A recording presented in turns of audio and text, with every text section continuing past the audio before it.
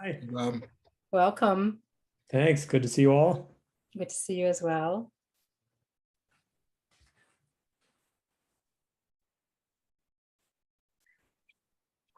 So what do you think the turnout will be tonight? Yeah, good question. I don't really have any idea. Yeah, it'd be interesting. I know we won't be able to see folks, but I'd be curious who shows up. What's the turnout been like at the trust meetings? Oh, there's usually attendees of maybe 4 to 8, something like that. Mhm. This is much more widely advertised, and we're 5 minutes ahead of when it starts yet. So hopefully we'll have a lot of people. Yeah. I have a lot of my neighbors who said they're coming, so Hey, All right. I'm just yeah. So we'll see if Bay Road shows up. We'll see. I don't know. so have you had offline conversations with him, Keith, about this? Not This really, becomes you an know, online conversation. my assumption is that they will be coming in support. They're not coming to attack me from close to home. So Right. I believe they will be supportive.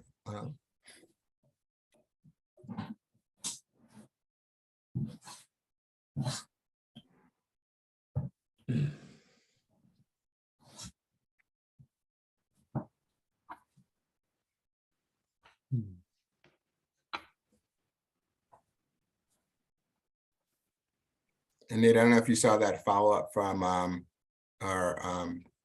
neighbors at Belchertown at the East Street School. Were you copied on that? I saw their initial email and then I responded, and I saw you had responded, but there's something else, or? Yeah, they sent an email yesterday saying that they weren't going to make it tonight. They're actually, I think they're in Germany right now. They wanted to say that they were supportive of the project and look forward to kind of working with us. That's all. Oh, We great. just got a note from John Hornick, who's here, that he thought we'd see 50 or 60 people. Well, that's a big So- turnout. Yeah, I mean, we have the capacity for 500. I'd love to see that maxed out sometime, you know? If they're all cheering for it and not throwing rotten eggs. That's right.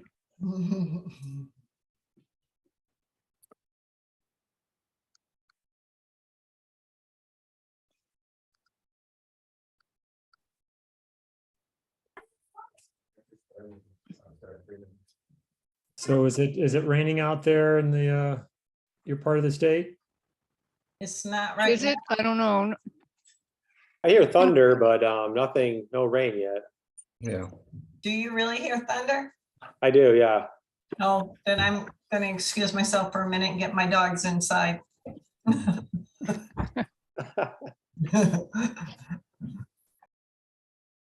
Yeah, at least now, you know, if something happens, I've made Carol and Erica co-host. So if I lose internet connection, it'll still proceed. Well, that's actually, I think that's a good comment. So Carol, if either one of us loses power, we'll just continue. The other one will just continue. Yeah. I just The heard other thunder one, well, too. what? What are we going to do if somebody loses power? Just keep going with whoever's here. Right. If you lose power, I'll just keep on going. And if I lose power, you just keep on going. And I just heard And if thunder. yeah, I do too now. If we both lose power, then Then the group. keeps on Wayfinders will keep on going. going, right? You got it. We do this. We do this every day, all day. So. So yeah, I think it'll be fine. Yep, we're a community. We'll just pick up where anybody else left off. Sarah Briggs, is she supposed to be in here? She's with- Yes. Yeah, Sarah's with me. She's so we should, can you promote her? I see a Sarah. Oh, there's two Sarahs. All right, I see. Sarah Briggs. And Andrew as well, Bankston. That's right.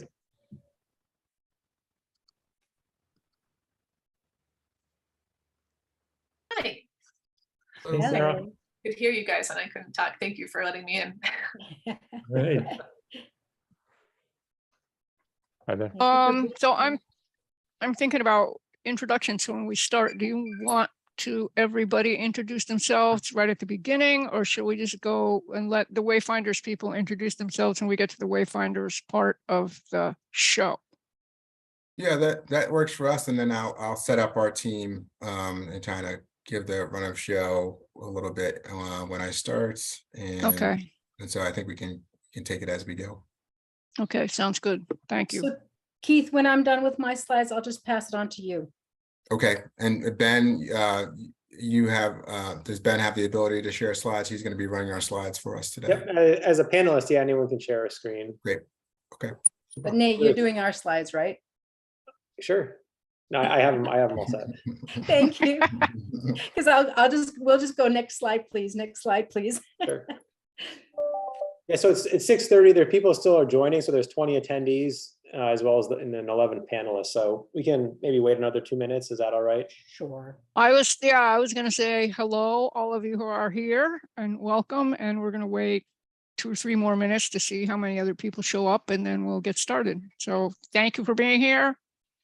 There are, besides those of us you see on the screen, there are 20 of you here, and it's just right on time. So I expect there'll be a few more people joining us. John wants to be put on the panelist. Is that Do all it. right? All right with me. That is part of the forum. Yep. All right. You can help us watch also, and Ashley too. They can help watch for the questions and help us with that.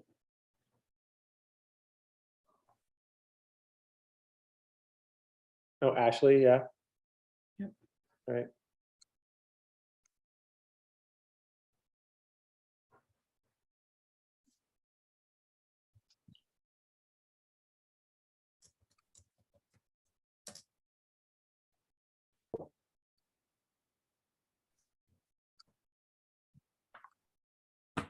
Oh, are we promoting all of the trust members?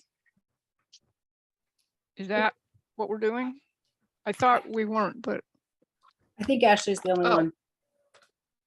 Oh, she's not the well, only one here, so the only one we're promoting. well, you don't have to. I mean, it's up to you. I just, I think it's easier if you're monitoring the chat or question and answers to be able to be a panelist. Can you hear me with my headphones on? Mhm. Thank you.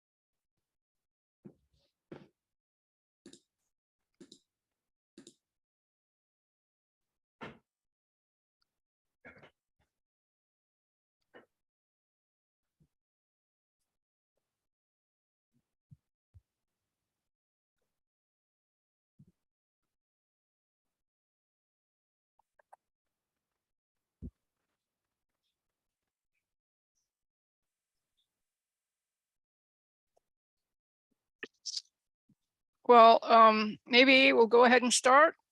Sure, yeah, I'm gonna start recording then. What? Recording in It's progress. recording, so I just started recording the meeting. Okay, thanks.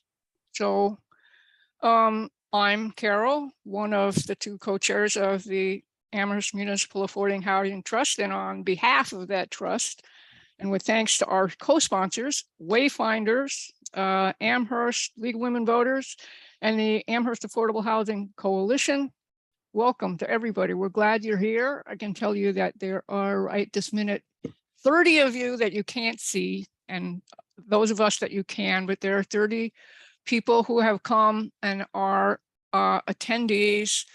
And I know that Mindy Dahm is among them, and few other members of the trust itself. Great to have you all here. I want to also thank Nate, the town person who is also our Zoom host. So what else I want to say is you can notice at the bottom, there's a Q&A function that's open. If you click that, you can ask a question that we will see, perhaps answer that way, perhaps answer verbally when we come to a question and answer period at the end. There's also a chat. What we would like to ask you to do with the chat, if you're willing, is to enter your contact information. A name and email address would be great. And that way we will be able to keep you informed and appraised of other things that the Housing Trust is doing and other things of a similar nature that you might be interested in. If you want to use it, closed captioning is available. You should see a little CC at the bottom of your screen. If you click that, you should either be able to click show subtitle, or if you get sick of them, you click it again, you should be able to click hide subtitle. Either one of those things will happen on your screen, not on anybody else's, but you should therefore be able to get a way to see what we're saying if you can't hear it, which actually sometimes is a problem for me, so I'm very glad that it exists. Also, this is being recorded by Amherst Media, who will make it available to the public. I'm not exactly sure when, but when it is available, they and we will try to let you know. As an attendee, you will remain anonymous. It won't be recorded. The attendees will not be recorded unless you decide to ask a question. And then if you either come in, either your voice and or your picture will then be recorded when you ask the question. I think, and you can see a lot of people who haven't been introduced.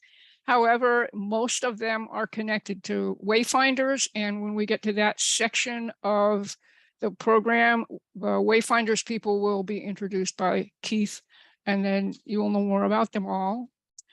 And at this point, I am going to turn it over to Erica Piedad, who will go through, let you know some of the things that the Housing Trust has been and will be working on. So take it away, Erica. Thank you all. Thank you very much for being here. I am the co-chair with Carol of the Amherst Municipal Affordable Housing Trust. And we also have on the panel, Ashley, and in attendance, Rob, who are also trust members, and John, who was our prior chair, who has done phenomenal work in preparing us to continue the work of the trust. So I want to thank everyone for being here for this forum, the New Affordable Housing Development for Families. And we're very excited to be partnering with Wayfinders to present this particular initiative. Next slide, please. So I wanted to start with two quotes, and I always think it's important to sort of set the tone. Inclusion is not a matter of political correctness. It's a key to growth. And I think that is so important in terms of thinking about Amherst and the community we live in. Strength lies in differences and not in similarities.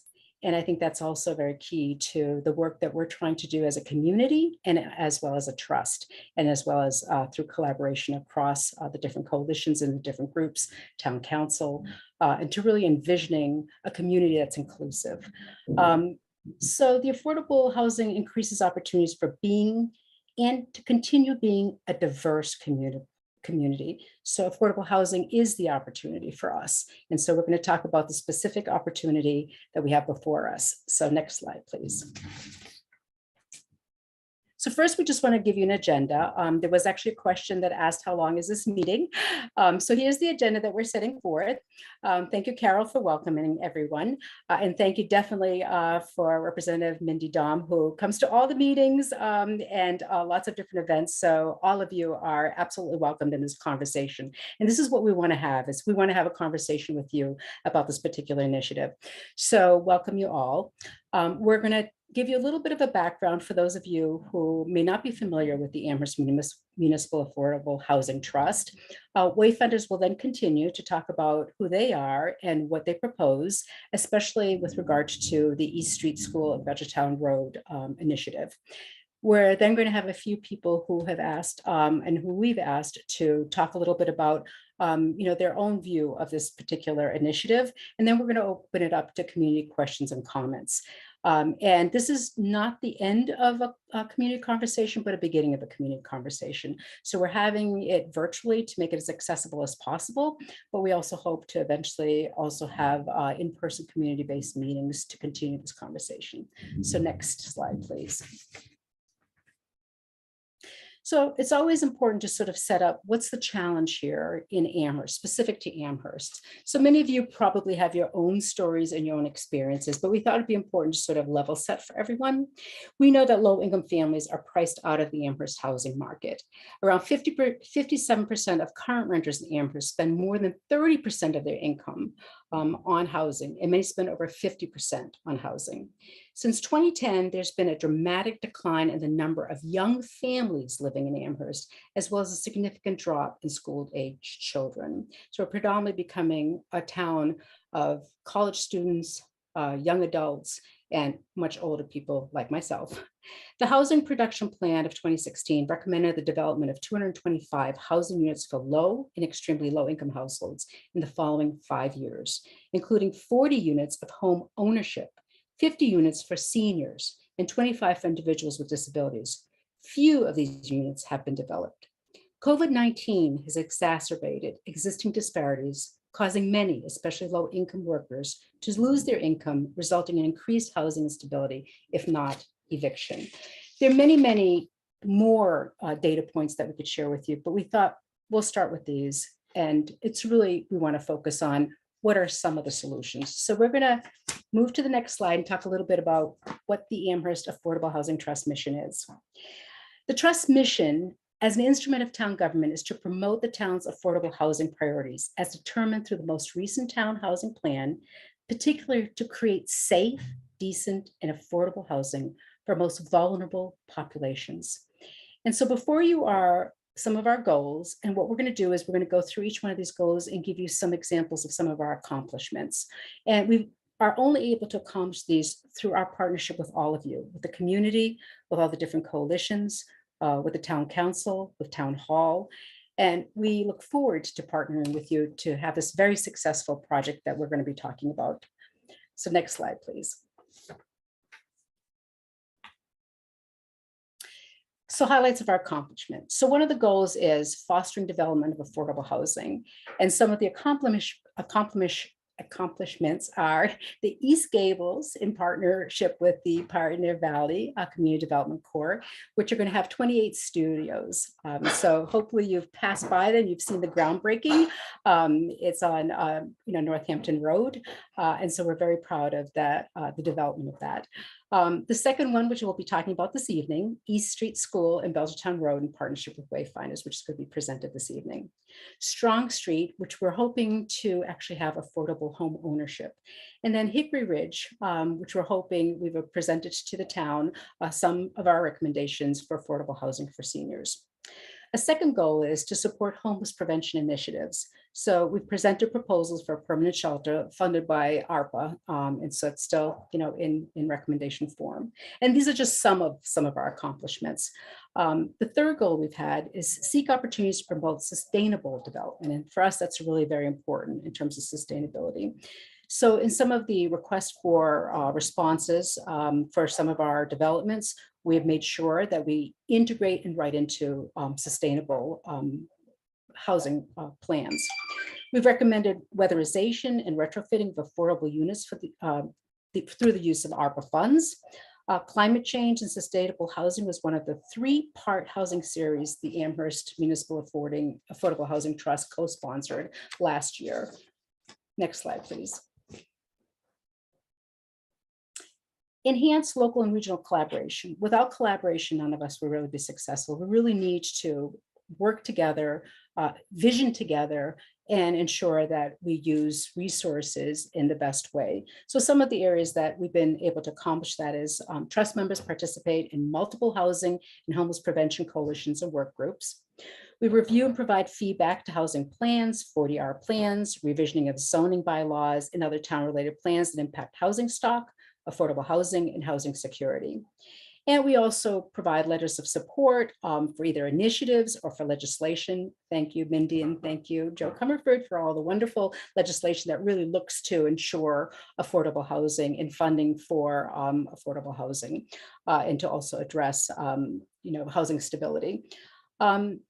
The fifth goal for us is expand availability of direct housing assistance. And so during COVID, which still is in the process of, we created a COVID-19 emergency rental assistance program.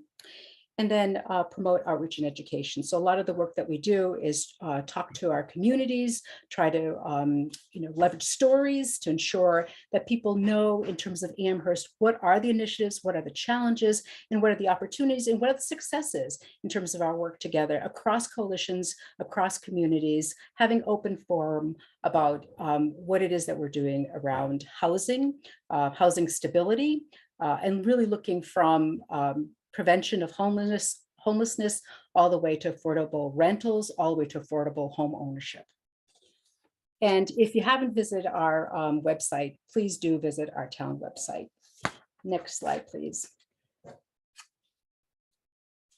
So what are some of the next steps for us and what are some of our priorities? So our major goal is to ensure affordable housing and that we have initiatives in the pipeline. We know how long it takes from proposal to planning to actually opening up either affordable rental homes or home ownership. So having pipelines is really critical for us in order to make sure that we're moving and that we have housing stock, that we're increasing the housing stock, and that we're really reflecting back to that 2016 housing plan to ensure that we can meet some of those goals more successfully than we have in the past. So some of the areas that we're looking at are Strong Street for home ownership, Ball Lane. Some of you might have been at the Dona barbecue and they actually presented their plan, or at our Housing Trust meeting last Thursday, where the Pioneer Valley Community Development presented their plan for Ball Lane for home ownership, affordable home ownership. Hickory Ridge, as I said before, we presented recommendations for senior housing. We've proposed and support for permanent shelter for the unhoused. And we're constantly looking to partner and identify new property to attain and to develop. So last slide, please. So how can you support affordable housing in Amherst? And I'm just going to stop here and have you think about that. How can you support affordable housing in Amherst? You can support recommendations for local funding, CPA, the Community Development Block Grant, through ARPA, for affordable housing when they come before town council and town committees. You can send letters, you can come to community forum around these conversations. You certainly can talk to your representatives for in terms of where you live, your district representatives. There are many ways that you can support it in terms of local funding. You can support the developer for affordable housing project when plans are presented to this zoning board. That is a really, really important opportunity for us to speak up and to let the zoning board know that we want affordable housing opportunities, be it rental property or be it home ownership, that we're in favor of that. So for example, when Wayfinders goes in front of the ZBA, that we send a letter or we send emails in support. Become an advocate for expanding the availability of affordable housing in Amherst, starting off letting your town council and your legislative representatives know and asking for their support. And then, as Carol said, put your name and email address, which many of you already have done, in the chat to sign up for the Amherst Affordable Housing Coalition's email list to keep informed about upcoming projects, initiatives, and actions. And then look up Facebook in terms of what it is that we're doing. So now I'm going to turn it over to Wayfinders and they will continue the presentation. So thank you. Great. Good evening, everyone. I'm Keith Fair. I'm the president and CEO of Wayfinders. Happy to be here with you all and my team to talk about our work at the East Street School and Belchertown Road sites. Before I get started, I wanted to thank the Amherst Municipal Affordable Housing Trust for all their work, not only on this project, but all the work that Erica and others have been working on and what she just described. Amherst is a real leader here in our region. where there is a great need for more affordable housing options at many income levels, from low income to moderate to median income. We do not have enough housing supply in our region, and Amherst is rise to the occasion to meet the opportunity to create more solutions for people in Amherst. And I wanted to commend the trust for their work in doing that and leading and being a leading town in doing so. As part of our presentation today, I'm going to introduce you a little bit to Wayfinders as an organization for those who are not familiar with us. Then my colleague Faith Williams, our Senior Vice President of Property and Asset Management, will talk about our work in managing properties once they're developed and how we operate them, as well as our resident services work to support our tenants who are living in our properties. Then Diane Smith, our Chief Real Estate Officer, will talk to you specifically about the project at hand, the East Street School and Belchertown Road sites, and what our plans are for that, and to give you a sense of that project. And our friends and our partners in this from the Narrowgate Architecture firm led by Bob Wagner will talk about the design as the final part of our presentation. And then we look forward to question and answer with all of you. So with that, I wanted to give you a little background on Wayfinders as an organization. Wayfinders was founded 50 years ago as the Housing Allowance Project. We were one of 10 demonstration projects for what became the federal Section 8 program. And today we still actually facilitate and work with the state on Section 8 vouchers and Massachusetts rental vouchers for Hampden and Hampshire County. We manage over 5,500 of those vouchers. And over time, we've grown as an organization.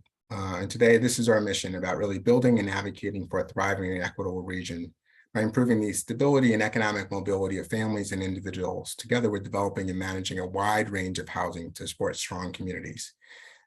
We have all, as described already, seen what home has meant to us during the pandemic as a place to work, as a place to solace, as a place to get well and stay well, and as an integral part of our economy. And so we see our mission and our work ahead is providing more housing, and then making sure that that housing meets the needs of all the communities in which we work, in which we find ourselves as community members once we're there. And some of you will note that we are already here in Amherst as operating 2 projects, and Butternut Farm and Olympia Oaks. And so we are excited to work with the town and the trust to create more housing options. So if we go to the next slide.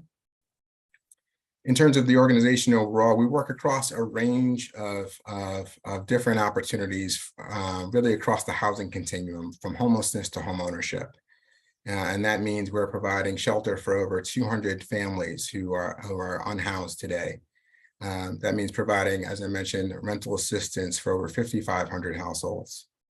And during the pandemic, we rapidly scaled up and increased our ability to provide emergency financial assistance to help renters and homeowners remain housed during the pandemic. In the most recent fiscal year, which just concluded, we helped 14,000 households with $90 million in our region. Hundreds of thousands of dollars went to families in Amherst. And so the need is here, as well as across the region, really to stabilize people coming out of the pandemic so that they can move forward with their lives. And so we were able to rise to meet their housing needs when they were in crisis. We also provide housing education and counseling services. So people come to us often for support in becoming homeowners, or trying to understand what their rights are as renters when they're facing a difficult situation with a landlord. Landlords even come to us for assistance in understanding what their rights are and what the opportunities are for them to best work with tenants. We also provide people with housing search assistance, which is critically important today. Some of you may know how tight the housing market is today. In fact, for ownership housing, there's a 1% vacancy rate in the Pioneer Valley, and for rental housing, it's about 4%.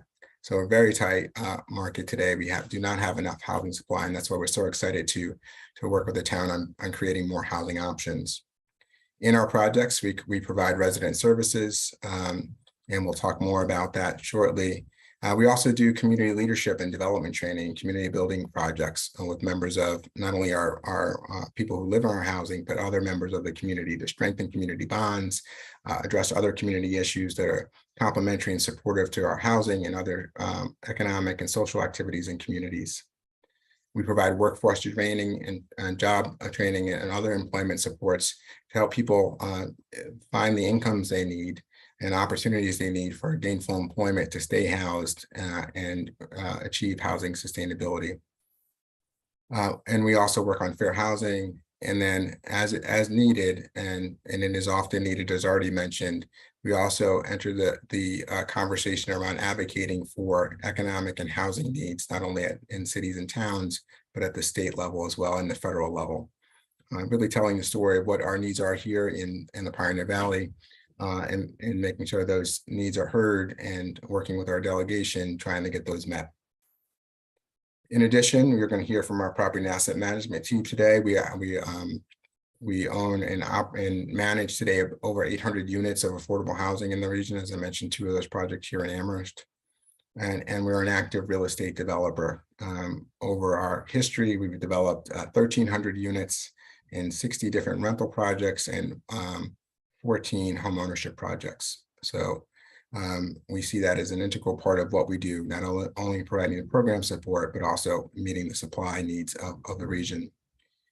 In addition to that, we have a subsidiary, Common Capital, that is a community development financial institution that helps people start and grow small businesses. So that's who we are as an organization. That's the work that we do in communities every day. That's the work we do with people in Amherst every day, providing these supports to keep people housed, to create economic opportunities so that we can create these equitable and thriving communities in the region overall. Can we go to the next slide, please? These are just some of our results from our previous fiscal year to give you a sense of the scale and impact we think about our work in terms of people and the people we work with, the communities in which we work, and the systems that affect and sometimes support, sometimes hinder those people and communities. And so we are working to harmonize that across people, community, our work across people, community, and the system so that we can create that equitable and thriving region we talk about in our mission. Last fiscal year, we helped over 46,000 households, and these are just some of our results. In another community not too far from here, last year we were able to open up a new housing development in Holyoke. What was interesting about that is that was 38 units. There were 1,500 applicants for that. So it just, again, shows the evidence of great need in our region. But at the same time, we're also helping people who become first-time home buyers, and again, helping people with emergency financial assistance. And at the systems level, we try to deeply understand what the housing needs are and look at the policies, the regulations, the appropriations, and try to make sure that those are meeting the needs of our region. And for those who want to know more about that, one of the things that we've done over the last 2 years is create a housing study for the region, which we expect to repeat in future years to track our progress. But the Greater Springfield Housing Study, covering all of the Pioneer Valley, really looks to describe the economic, demographic, and housing indicators, but also look at solutions and more deeply understand our affordability challenges and ways we can meet them together. So we look forward to continuing to work with the Trust on this initiative and all of you, because it really is going to take all of us, not only to move this project forward, but to really solve our challenges and create the communities I think we all want to live in. Where all of us can find the housing that we need. There are great housing options, whether they be the people who make the town go, who work for the town, who work for our schools, who assist you in town businesses, who work for our universities. We need more options to make sure that people have those options to stay in town. So that we can have not only thriving housing options, but thriving schools and a thriving local economy. So with that, I'm going to turn it over to my colleague, Faith Williams, who's our Senior Vice President of Property and Asset Management, to talk about our work in managing properties, our resident services work, and also the process we go through to when we market developments. So Faith, it's all yours.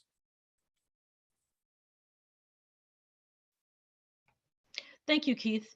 And I'd also like to thank everyone here. I'd like to thank you for the invitation to present tonight, and thank everyone who's a member of the Amherst community for being here and being interested and hopefully supportive.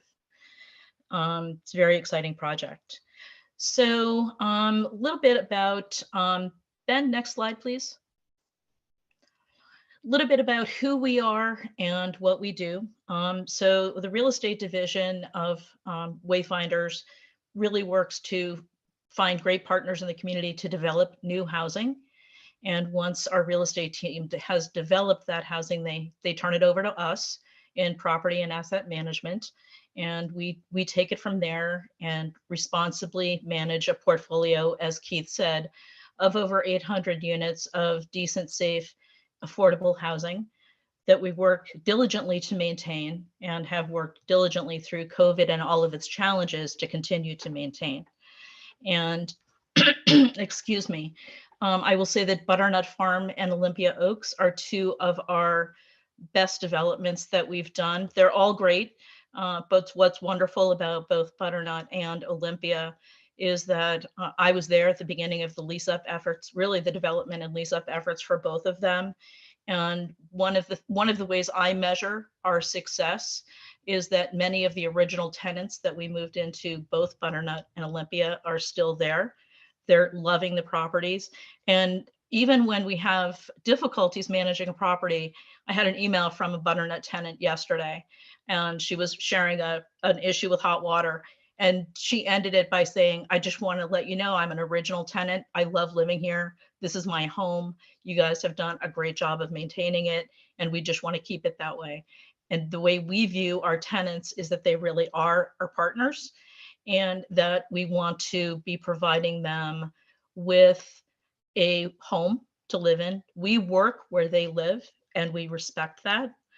And we're working really to help our tenants sustain their current living situation, or in some cases, move on to the next level through first-time homeownership classes or financial literacy classes to maybe buy a home.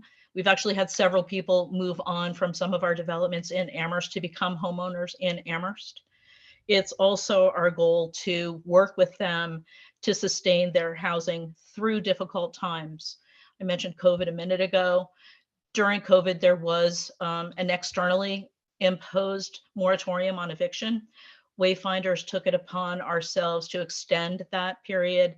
We brought on staff in the guide with the title of Resident Sustainability Coordinator that worked with tenants to reach out to the financial resources in the communities to help sustain their tenancies. We're making referrals to employment services.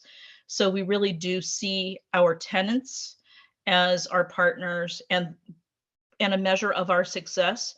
And hopefully we're a measure of their success as well by helping them sustain, maintain, and perhaps grow in their housing opportunities. Next slide, Ben, please. So we have right now what looks like a rather, this is some of the senior management within the department, and Zeladeth Tejeda is the property manager for the Amherst portfolio. She is assisted by an assistant property manager and a maintenance technician. We're in the process of hiring additional maintenance technicians for the Amherst portfolio. Amanda Bouban is our senior vice president of property and asset management, or is our vice president, I just gave her a promotion, is our vice president of property and asset management. And moving forward, she will be focusing primarily on compliance. I am the senior vice president of property and asset management. I've been with Wayfinders since 2005. I came to Wayfinders with a history of property management at the town level. I started off in the town of Greenfield, went to the Franklin County Regional Housing Authority, and worked for Mass Housing Partnership for a period. So this team right here has a lot of experience in affordable housing, many, many years collectively. The other thing that's exciting about this team is that it is a growing team. And in the next few weeks, we will be bringing on a regional property manager that will be overseeing the Amherst portfolio, along with an additional vice president of property and asset management who will be focusing on the operations part of the portfolio. Next slide, Ben, please. One of the things that we have really been able to focus on and develop over the past, I'm going to say 10 years, is our work within resident services. So in general, we really do work to identify resources in the community that will assist our residents. And there's a wide variety. So we manage a portfolio that is very diverse. We have family housing, we house people who are formerly homeless, we house elderly and disabled individuals and families. All of those people need different types of resources. And luckily, this region is rich in resources. Specifically, Amherst is incredibly rich in resources. And our work in resident engagement and resident services is really to identify the needs of the tenants living in our developments and either find a way to provide those services ourselves or make referrals to those services. We've also, over the years, certainly pre-COVID, and we've been coming out of COVID, have had property-based community events where we have invited other partners, other neighbors that are adjacent to our properties, but also have invited the fire department, the police department, the library, and the rec department to come and share their resources with our tenants at our community and help us help sponsor, quite honestly, and provide some really great events that we've had over the years. And it's really something that we're committed to. We're working to fund it more substantially and significantly so that we have more full-time staff that are dedicated to this. One of the things that we are doing this year is a real focus on working with our tenants to find out what they want and what they need so that those services and the partners that we partner with will be able to provide them more fully, provide greater service to the residents and tenants in our properties. Next slide, Ben, please. Some of these partners include Healthy Hampshire, Baby Burke, Amherst Recreation, the Survival Center, and the public schools, and also Amherst Library, Jones Library. They, as I said, have come to our events, they've tabled, they've done programming at our property. During COVID, they provided food, weekly deliveries of food to the properties, working in partnership with Zelly, who we kind of met earlier on that slide, and Lori, her assistant property manager, to make certain that people had food sustainability and were really taking advantage of the resources that are available in the community. Next slide, Ben, please. So there was a slide earlier where you had sort of the process and how long the whole development process takes, and it really does take a long time. During that process, tonight is a very good example of that. We've already begun the marketing effort for this property. The people who are here at the forum are learning about it, and as we have public meetings about it, as we write articles in the newspaper, we begin the process of marketing this property. One of the things that we focus on is fair and affirmative marketing. We try to reach out to as many people in the larger community as we possibly can. The slide at the very beginning talked about diversity, and that is exactly our commitment in our marketing effort, to reach out to as diverse the population in this region as we possibly can, and even sometimes beyond this region. What we do in this situation is we're required to hold a lottery to select the applications, the applicants who go onto the waiting list in the order that they're selected for the type of unit that they need. So not to go into too much detail, but people will apply needing a 3-bedroom, handicap accessible unit, and their income is 50% of area median income or 30%. Everybody who applies, who's qualified to apply and submits a completed application enters the lottery. Everybody is selected in the lottery as long as they're a qualified applicant, and then they're placed on the appropriate waiting list. So if they're 30% units, they go on that waiting list. If they're 50% applicants, they go on that waiting list. If they need the features of an adaptable unit, both physical or hearing, sight impaired, we select them, place them on the appropriate waiting list for those units, and then we work our way through all of those folks in the first lease up round to house everybody. And then the people who are not placed in a unit at that time are then placed on our waiting list. And the waiting list is maintained, updated annually to make certain that we're following where people have moved to, that we have their updated current information.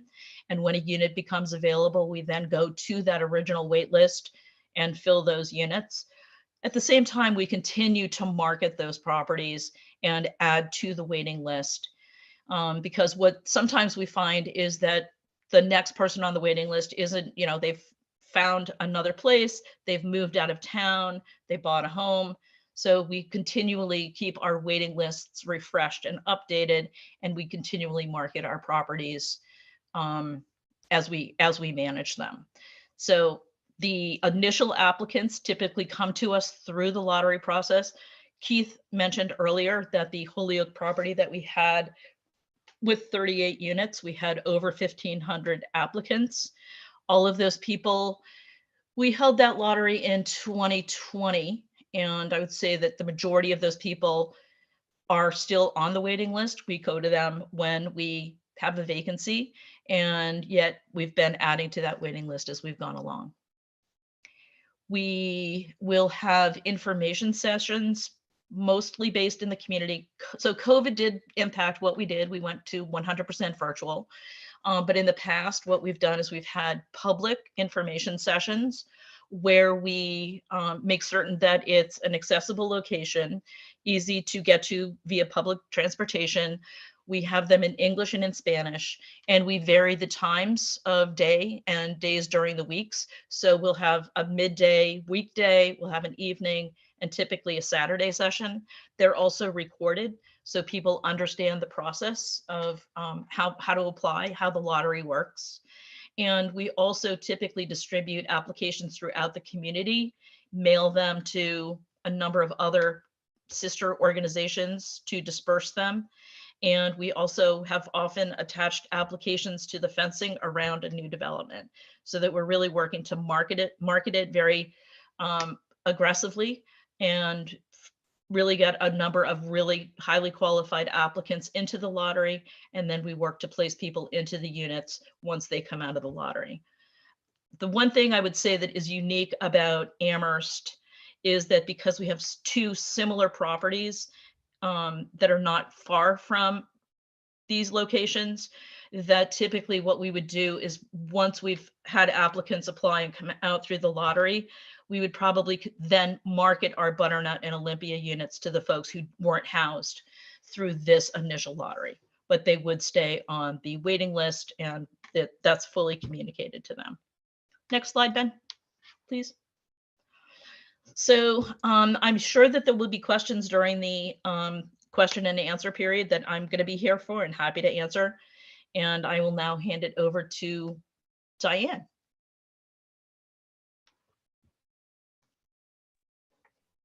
Thank you, Faith. Good evening. To echo my colleagues, I really appreciate the opportunity to present to you all tonight and to work with the Housing Trust in the town of Amherst to bring this project to fruition.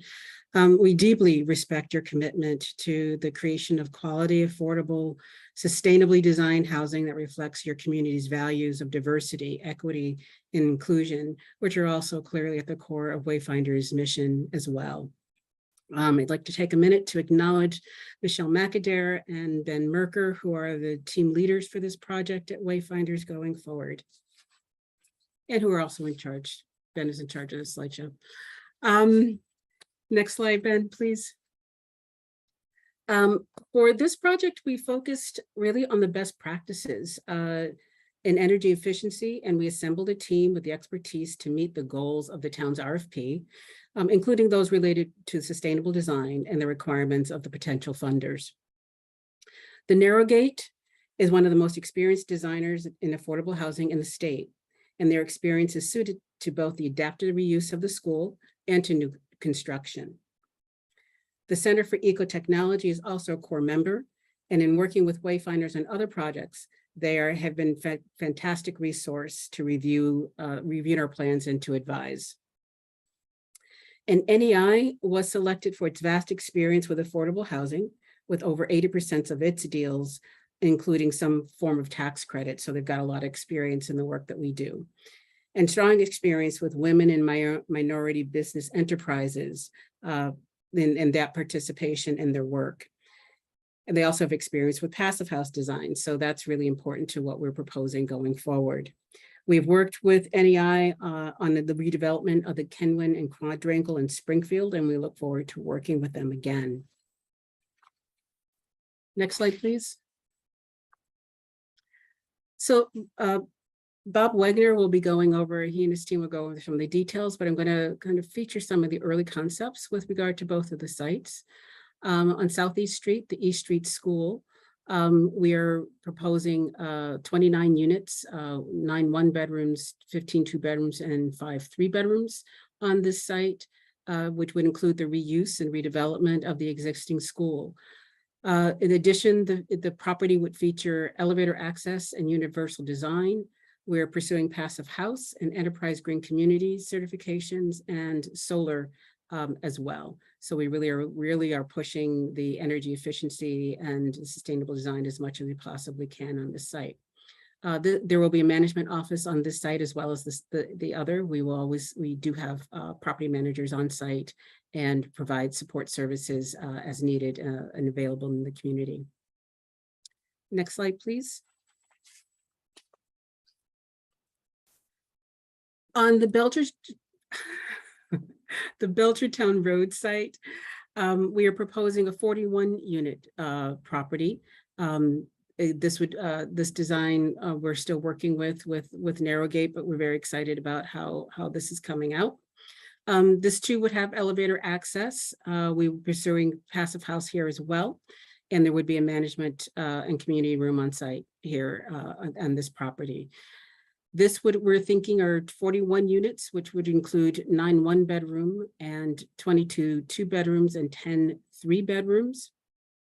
We're looking at solar panels here in addition, and universal design. So we're being very consistent about across both of the sites in what we're looking for in terms of sustainability and accessibility.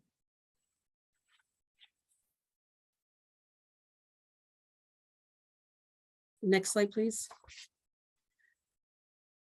So Faith talked a little bit about the lottery selection in terms of who we're looking to serve and how we find those tenants and go through that application process. Over the 2 sites where our proposal was generally 70 units over the 2 sites, and we are looking to serve 18 households at 30% of AMI, 27 households at 6% AMI, 15 at workforce, and 10 at market. And what market really means is that it's unrestricted in terms of the income. While these are what we proposed at at this point, they're subject to change. We are continue to work on the proposal to make sure that we're meeting all of the needs that we can possibly within the community. The next slide, please. And what those range of incomes really look like, you will see that from the 1-person household at 30% AMI to a 4-person household at 100% AMI, from basically $20,000 to $95,000 in terms of a range of households. So it's really very important that we are paying attention to who we're serving and making sure we have the opportunity to serve folks at every benchmark. So just to remind you, for that 19 to 28,000 at 30, at 30%, that'll be 18 households that will meet those income requirements. And for 60% AMI that runs generally between 40,000 and 56,000, we'll have 27 households houses that will meet that test. Just to kind of give you a sense of what that means, you'll see that currently 60% of the area median income is $56,000 for a 4-person household, but that means someone making $27 an hour if it's just a single earner in that household. So, you know, it's really important for us to be able to find quality housing for folks at every level of income, but particularly for those in the low and moderate income ranges. Next slide, please. And what that means in rent, for those who are making 30% or less in income, we would be pairing them with vouchers, both the Massachusetts vouchers and the Section 8 vouchers. And that commitment means that they would be paying 30% of their income, no matter what that is, as long as it's below 30% AMI. For the balance of the households, generally the rents will be between $1,059 to about $2,300 when we get to the market level. When we were actually looking today at apartments.com to try to understand how that relates to what's happening currently in the Amherst market, and that the ranges now for between studios to a 4-bedroom range between $1,600 for a studio to $4,800 for a 4-bedroom. So, you know, again, it's really very important that we are providing this level of quality housing for folks at every income level, because the properties that are available on the market are just very expensive. Next slide, please. So this is our timeline. And if you see that little diamond at the very top, we are there. So we're at the very beginning, and we'll be spending the next 12 to 15 months primarily in the design and zoning and permitting phases. But we're expecting over that period of time to complete the comp permit and to make our first submission to the DHCD, to the Department of Housing and Community Development, in its pre-application. The department does its application process in 2 stages. There's a pre-application generally in the fall, and then a full application by invitation in the winter. And we're, you know, the way it would happen is we make our submission, and if we're invited in, we can do a full application in that following January. So we're very excited about this, and we're trying to be as aggressive as possible in our planning. So that's where we're going. Assuming that all of that falls into place, we'd be going through a construction, closing of construction somewhere in 2025 to have the property occupied in between 26 and 27. So that's, again, that's our current preliminary timeline. You know, things are subject to change. If things happen earlier, then everything feels much more smoothly about getting things done earlier. But this is what we're thinking about at this point. Next slide. So we've invited our architectural team to join us. Bob Wegner and his team will go over the more specifics of each of the sites. Bob? Thanks, Diane. Well, we're really grateful to Wayfinders, to be working with Wayfinders, and that you're all allowing us to be a part of building a stronger, more inclusive community. So thanks very much. I'm going to briefly walk through the goals and visions for each site, and then my colleagues, Andrew and Sarah, are going to present the design overview for each site. So the design of both of these sites is driven by the desire to have more barrier-free housing. And there's a huge gap right now in the existing rental market for barrier-free housing. So this is one of the goals that we've set out to achieve. And also to balance the opportunity for a significant quantity of new housing with a neighborhood context and scale to it. Some of the other drivers that are in front of what we're trying to do here at this early stage, we're dealing with wetland buffers. Both sites have wetlands, and you're going to see a little bit of that in the plans as we show them to you. And also Wayfinders as a strong goal to create a shared outdoor space. So that's another highlight of what we'll be looking at. So what you're looking at now is the East Street site perspective there, and our proposed design for this East Street site converts the former school into 6 apartments and weaves it into a 3-story addition in the front part of the site there, which you're seeing. The repurposing of the school means maintaining a structure with real cultural and historic significance. And it also has a lot to do with reducing the carbon footprint by repurposing this building instead of demolishing it and replacing it. So you're going to hear a lot about that, about sustainable and green design and how we can reduce our carbon footprint as we go through the design process. Additionally, at both sites, we're seeking passive house that you heard about earlier, and that's a building standard focused on deep energy conservation. So at this site, we envision the new structure to have more of a traditional kind of New England Inn style. And that responds well, we think, to the gracious surrounding homes in this neighborhood and the green space directly across the street from which this view is taken. You'll also notice the existing public access to the recreation field will be maintained for residents of the town as well. I'm now going to transition to Andrew, who will talk a little bit more about the design. Great. Thanks. Thanks, Bob, and thanks, Ben. So you can see here that the main entrance to the entire building, right, both the renovation and the new construction, is off of East Street through a shared courtyard. It's that little gray patch there where the school, the existing school and the new building will connect. The existing school is included in Amherst's East Village Center Historic District. So we are going to maintain the outward appearance of the school. And as Bob mentioned, preserving the building is inherently sustainable. You can see in the parking area, we've got 29 resident parking spaces and for the 29 units. And there's also a bike room in the basement, which will be accessed via elevator.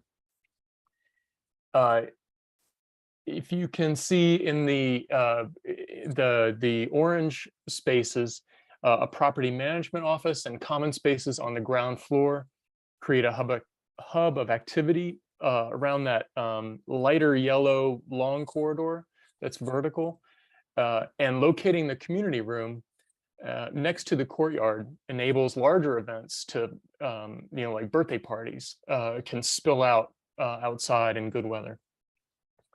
So once you go inside, near the entry, an elevator is located right between or right at the junction between the existing school and the new building, so that it can bridge the differing floor elevations and make all of the units accessible.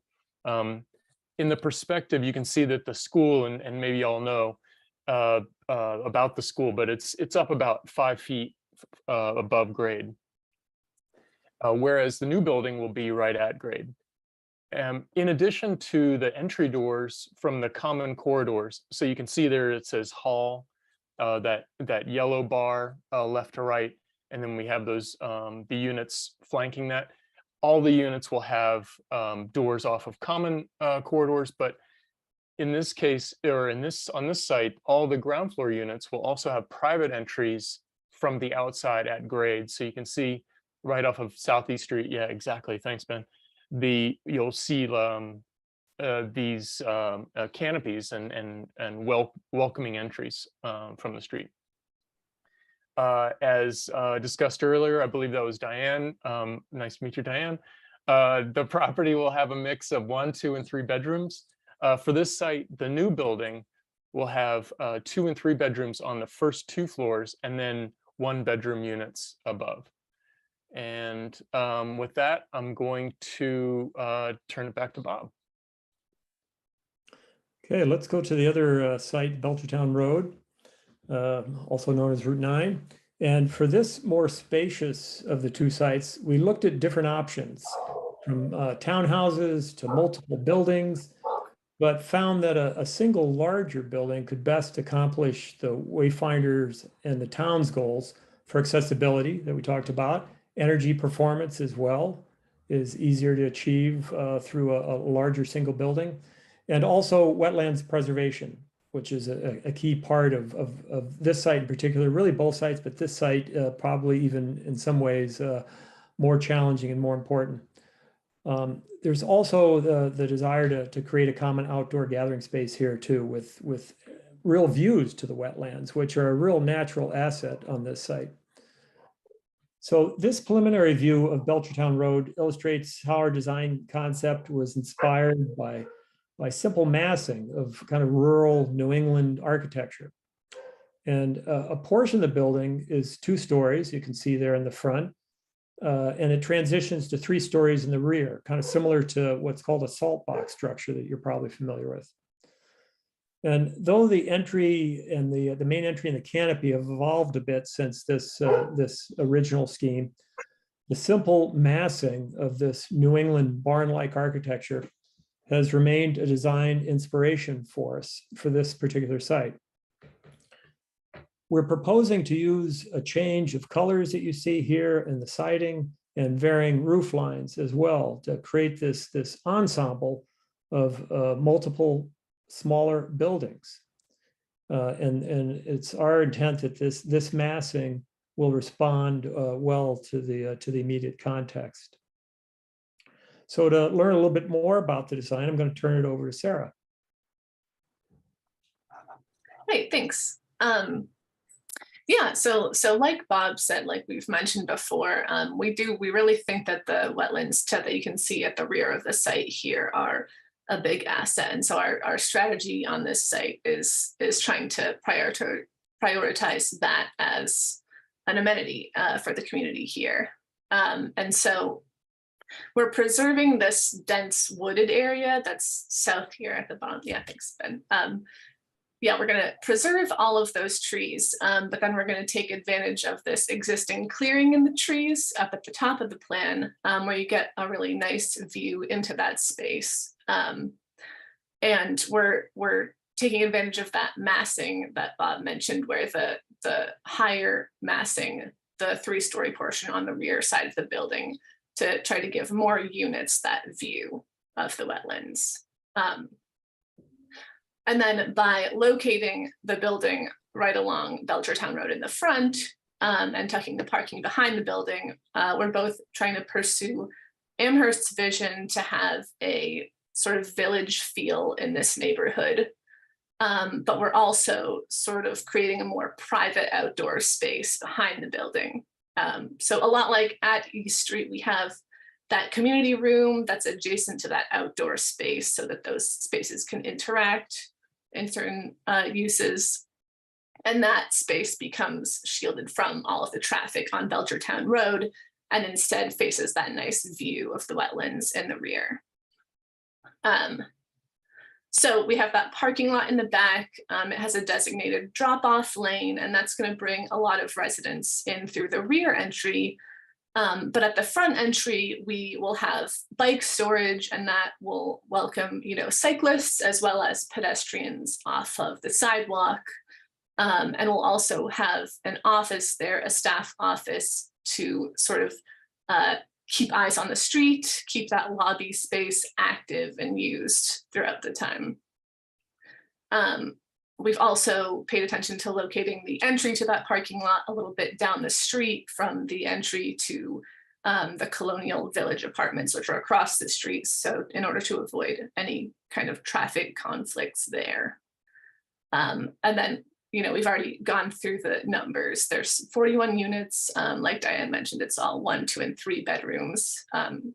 We have 50 parking spaces, and we actually have a great solar orientation for photovoltaic units on the roof. So that's going to be used to help us achieve our energy conservation goals that we mentioned we're really, really working towards with this.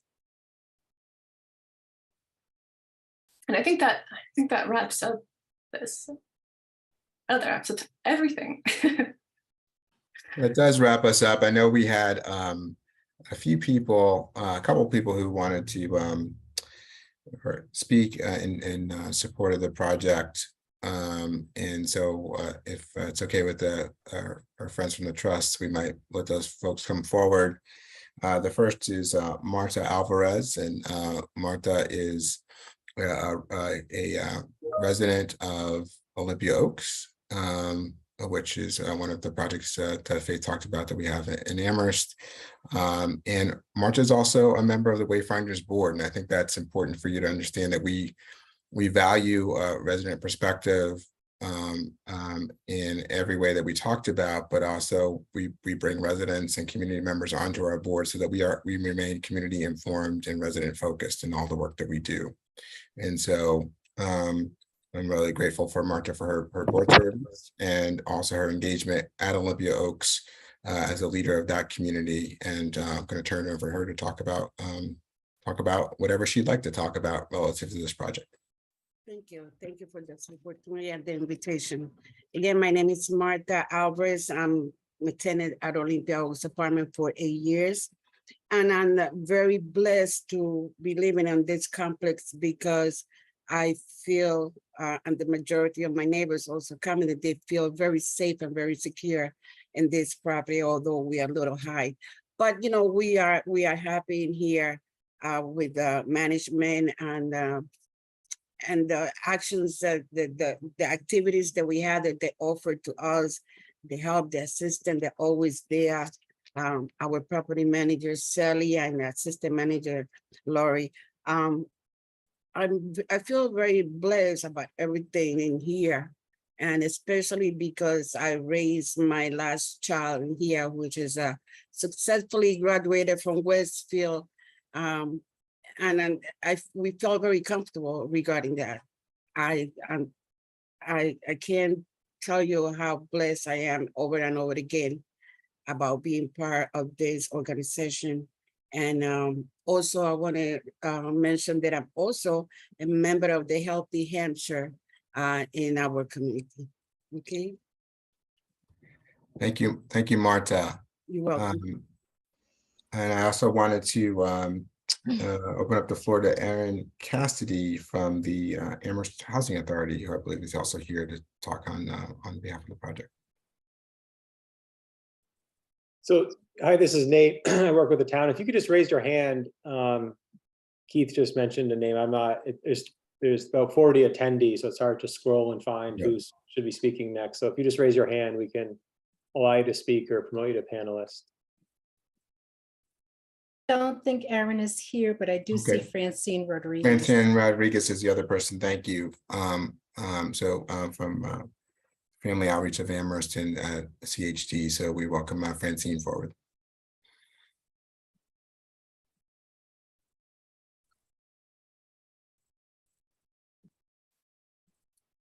There you go. There we go. Hello, everyone. First of all, I just want to thank the Amherst Housing Trust for all of the amazing work they're doing in Amherst, and also to Wayfinders. I collaborate with Wayfinders. I work at Family Outreach of Amherst. I should have started with that. And so I work helping residents of Amherst access emergency funds through Wayfinders. I help stop evictions for tenants in Amherst, as well as housing searches. So everything that Wayfinders and the Trust has mentioned is something I see firsthand, and it is definitely getting worse year to year. So I'm very, very excited about these two projects that are being proposed, because they are highly needed in Amherst. We, as Erica mentioned in the beginning, the kids that the decline of children is because families are being moved out of Amherst. Families are basically being pushed out of Amherst because they can't afford to live here. And that's a very sad thing, because it's a wonderful community to be a part of. And I think everyone should have access to live in a community such as Amherst, with the resources are very rich and people care about their neighbors. So I really hope that people welcome these projects.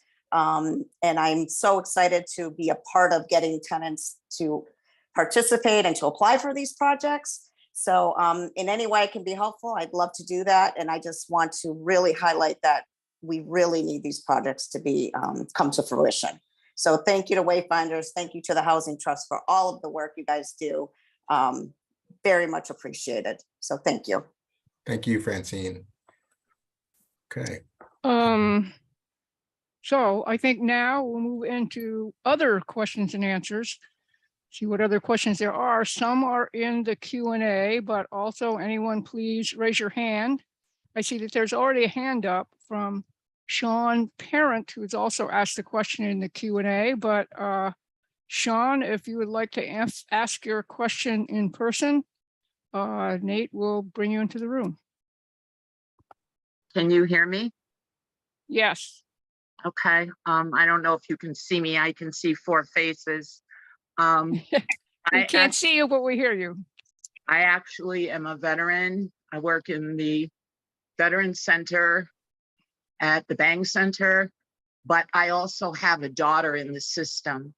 And I would like to thank Francine Rodriguez for all the help that she's given my daughter. My daughter is about to end up on my couch 2 days. This has been a very, very, very stressful experience for everybody, including my daughter. She came here 3 years ago after brain surgery at Brigham and Women's and 8 strokes. She came into my house for care, and I immediately, knowing the system, started with applications in the housing authority. I don't want to be Debbie Downer.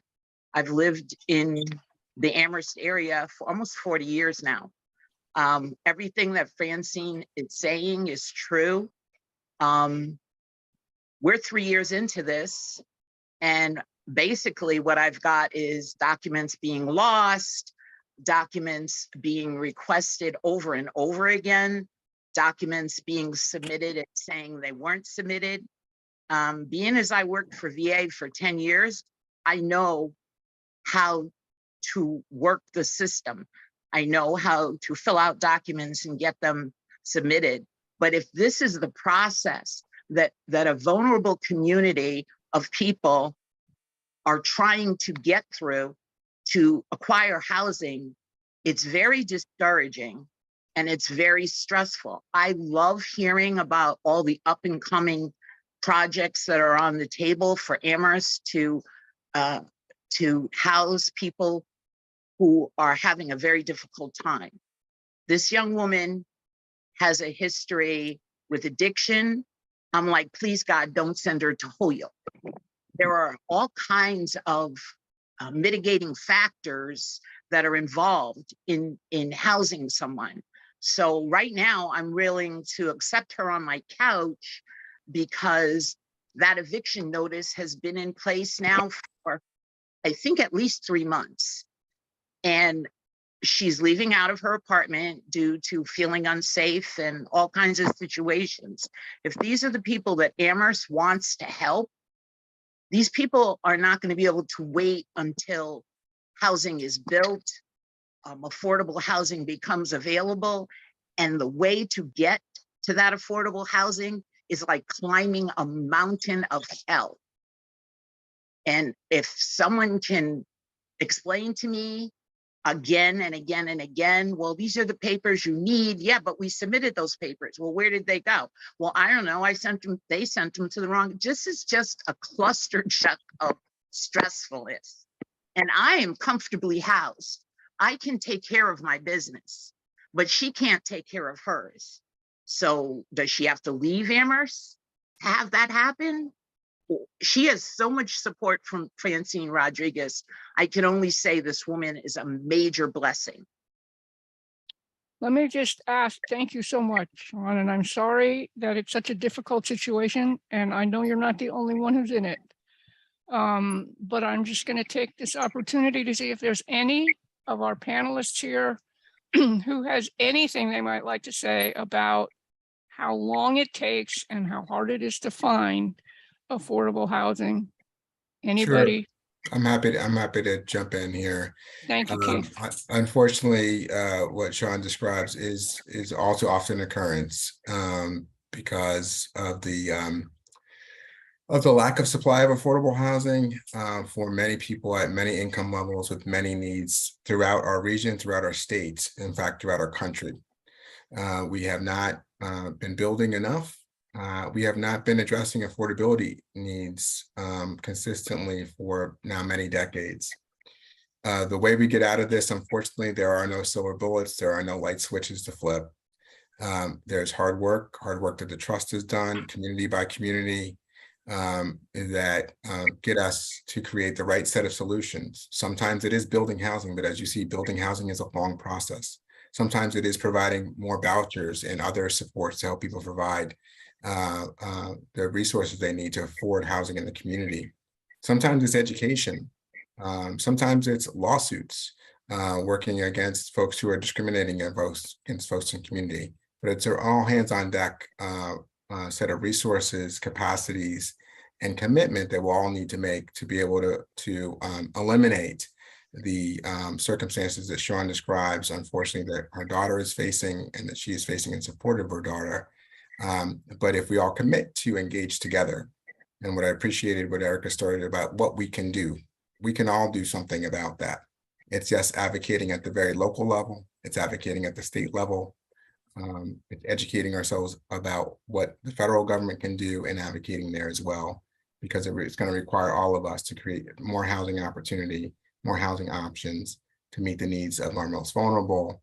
And today, that most vulnerable includes the circumstances that Sean described, but also for many other people at many income levels in our community who can't find a place to live that they can afford. And so if we're going to create an equitable and thriving region, we have to do that. So I implore all of us to get engaged and get educated. I thank you for that. And I think that having lived in Amherst or the area for 40 years, I live in the Brook. I know the struggles of people who are around me. I think that in the conversations that we've had at our own committee meetings, the perception is new housing is going up in North Amherst, new housing is going up in South Amherst, new housing is going up in the center of Amherst. And I basically was told by one person, well, this is for up and coming gentrified yuppies or whatever you want to call yourself, to be able to afford $2,700 a month is not something that common people can afford. And people who are on disability with a fixed check, it's either the Amherst Survival Center or giving up something. I'm a veteran. This is not the way to leave people. Everybody would love to come into this meeting and hear about what all the plans are that are up and coming. But if you've been in this battle for 4 or 5 years to get housing, to be honest with you, if my daughter dies, she's 43, she's had 8 strokes. If she dies before her housing comes, it wouldn't surprise me. Sean, can I interrupt so we can give some other people? I would like to say to you, however, that the town knows that this is a problem. There are people on the town council trying to figure out ways to change zoning or to find more money for affordable housing in other ways. The town knows it's a problem. There isn't enough affordable housing. How to fix it? For one thing, it probably can't be solved. It needs so many things. So it's not that the problem's not known about, it's that the solution is hard to figure out and hard to get to happen quick. And there's some other people with some other questions, and I so much appreciate your being here and saying what you've had to say, but I would like to give some other people a chance too. And I see that Ashley has her hand up, so if it's okay, I'm gonna go to Ashley next. Oh, I was just saying that I really appreciate that person coming forward, and I myself live in a tax credit apartment, and I'm very willing to walk people through that process. It took about 6 months, and that was without extraneous health concerns. So it is a very difficult process, and I kind of hope as a board, maybe we could put closer to the front burner in terms of quicker, less barriers, and then probably quite a bit cheaper, 30% and 10%, and 6 months or less. I mean, which is it's difficult, obviously, but let's make that just a little bit more front burner than back burner. Thank you, Ashley. I don't see any other hands raised, but we have some more time. And so I'm going to go to some of the questions that have been asked. And first I will ask if Simply Saturday, would you like to ask your question, or I can read it? If you would like to ask it, you could raise your hand. Actually, I have a bunch of hands. Okay, I'm going to do Simply Saturday first, and then I see a couple other hands, but let's do Simply Saturday first. Go ahead, Nate and Hi, everybody. Kringren. Apologies for the Zoom name. I could not change it. I had a different account logged in. But anyway, yeah, so I have a very just brief question. So if a local institution donated land for affordable housing development, would AMAHT, I hope I'm getting the acronym correct, welcome and support a proper proposal for affordable supportive housing development? And that includes, you know, an actual developer and with a sound plan and financial plan. Is the question, if somebody came forth with property, would the trust be wanting to develop affordable Yes, supportive of course. housing Yes, on it? that in brief, that in very brief. I think the answer is a resounding yes. I mean, how to Okay, make it excellent. happen, very other things I don't know, but let me say that one of the things that is difficult in Amherst is finding available properties that are developable. That's a problem. It has been a problem. It's been people, the developers that we work with, some of them have spent years trying to find an appropriate place to build the thing that they wanted to find. And the town jumped on the Belchertown Road property and bought it in before someone else did. So we could put the two properties together to come up with something we could try to get developed. But finding suitable land is a big problem. And if you or someone has a solution to it, like bringing something forward, it would absolutely certainly be considered. I don't think I have to ask anybody else if that's true or not. I think that's true. Excellent. Thank you so much for the answer. Joe Landers. Yep, sorry, took me a second to find the unmute button. That's okay. I did miss about 15 minutes of this presentation because I had to step off to take a phone call. But, and I don't own property in Amherst, but I'm a member of Mass Landlords, and I try to stay abreast of things that are happening with Wayfinders, since you're the main organization handling rental assistance and building low-income housing in the area. Zoning, as the prior speaker was mentioning, is a huge problem. I don't know what impact Wayfinders can have on statewide initiatives to allow denser buildings or ADUs, but that seems to be something that Massachusetts has been struggling with for quite a while. The other thing I wanted to mention, because I'm actually dealing with a raft application for a tenant right now, is the fact that raft will give up to, I think it's $10,000 a year. That's correct. Right now, but you have to wait until someone's on the verge of eviction, right, or which can put a landlord on the verge of defaulting on their mortgage. And what I don't understand is why raft hasn't been treated almost as an extension of Section 8, since the Section 8 wait lists are a decade long, unless you're a disabled vet and can get an expedited Section 8 placement through the HUD-VASH program. People who clearly are income qualified, clearly are disabled, living in a wheelchair under a bridge type of thing, can't get Section 8 housing because the wait list is so long. But I don't understand why the RAFT program hasn't been able to take, as a for instance, that maximum $10,000 payment, and instead of waiting until someone has an eviction notice, and then, like I said, because of the time it can take to process the application, at that point, the landlord may have fallen behind on the mortgage as well. And now two people's credit histories are trashed. If there's any way to treat those almost like an extension of Section 8 and say, okay, you income qualify for up to whatever amount, the 10,000 or less, and we're going to pay it out monthly over the next 12 months as a rent subsidy. Yep. Anybody want to try Sure, that? I'm happy to jump on both those things. So thanks for. And I know RAFT is federal money, and I don't know how much impact at the local level anybody has with what the rules are for RAFT, but it just seems like that would do a lot to alleviate things until we amend our zoning and get more housing available.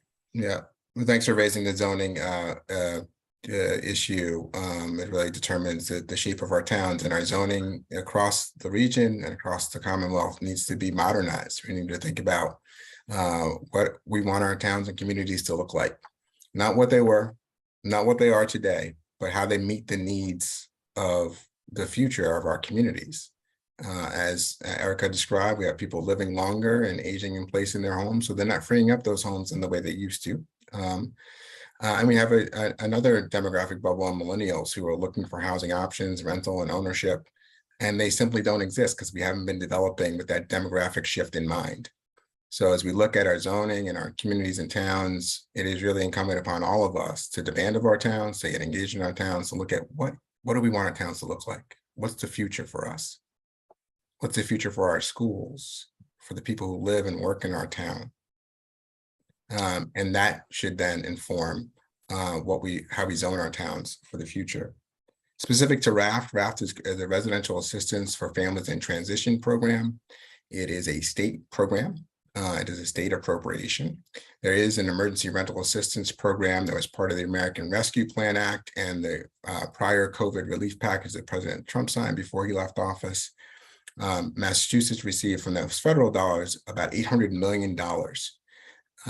Massachusetts, the RAFT program, or the Residential Assistance for Families in Transition program, the state funded program predated the pandemic.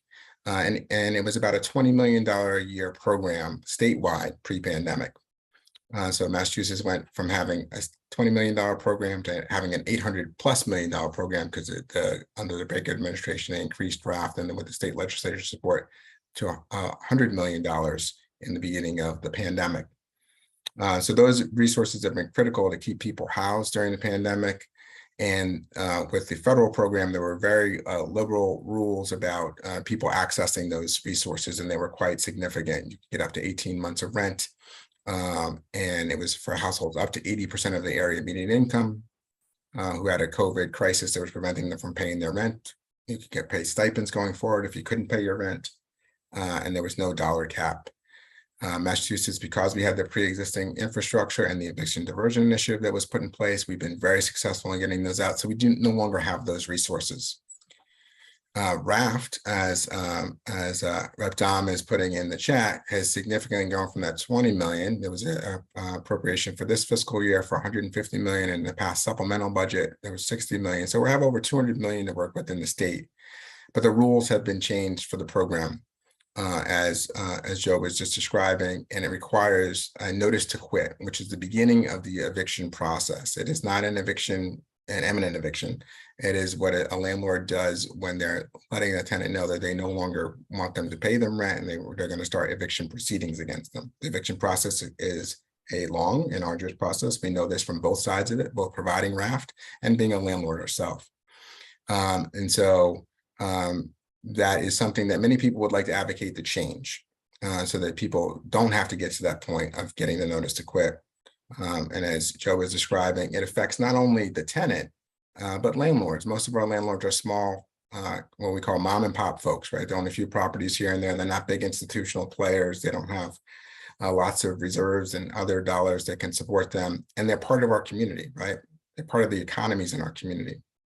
In the beginning, I mentioned that we helped last fiscal year 14,000 households with $90 million. The previous fiscal year, it was 6,000 households with $32.7 million.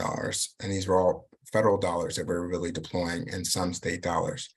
And so $120 million in our region is not anything to sneeze at.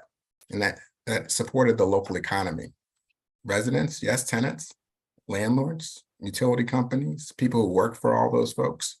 And so when we think about the future and really kind of create real solutions, Joe's idea about thinking about how we can create better solutions that don't get people into crisis situations is well taken. We are advocating with others who administer we're actually studying right now with others who administer RAFT and other housing programs around a state voucher, expanding our state voucher program to be an entitlement. And so that everyone's needs could be met. That doesn't meet the supply issue, but it meets the affordability issue. And so, and that's the state voucher program is called the Massachusetts Rental Voucher Program. It is similar to the Section 8 program and providing supports to people. So that's an opportunity, rather than trying to meet people in an emergency way, to meet people where their needs are before they get to emergency, so they can sustain their housing and landlords can sustain their housing. And again, we can have that thriving economy and equitable region I think we all want. And if something Thank like you. that was Please. tied to a financial literacy training program, Yep. then it would even, you know, that much more increase the value of the program.